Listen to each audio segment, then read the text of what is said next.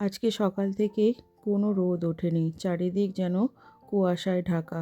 আমিও একটু দেরি করেই আজকে ঘুম থেকে উঠেছি। ওই 6:30টার দিকে ঘুম থেকে উঠেছি। যেহেতু ছেলের তো স্কুল এখন ছুটি, ওর পরীক্ষা শেষ। আর আজ যেহেতু শনিবার, বরেরও ডিউটি নেই, বরেরও ছুটি। তাই ইচ্ছে করেই একটু দেরি করে উঠেছি। কদিন ধরে একটু মেঘলা মেঘলা ছিল, মানে ভালো রোদ্দুর ওঠেনি। তাই বিছানার চাদরটা আর তোলা হয়নি। আজ আর না তুলে পারলাম না। চেঞ্জ করতেই হবে আজকে। এতটাই পরিমাণে নোংরা হয়েছে যে নোংরা বিছানায় শুতে ভালো লাগে না। আমি 3-4 দিন ছাড়াই চেঞ্জ করি। যেহেতু আমার ঘরে ছোট বাচ্চা, তাই বেশি দিন করে বেডশিটগুলো হয় না। 3-4 দিন পর পরই চেঞ্জ করতে হয়। যাই হোক, বেডশিট চেঞ্জ করে বিছানাটা সুন্দর করে গুছিয়ে দিলাম। এখন আবার তোমাদের সাথে দেখা হচ্ছে রাত্রিবেলা।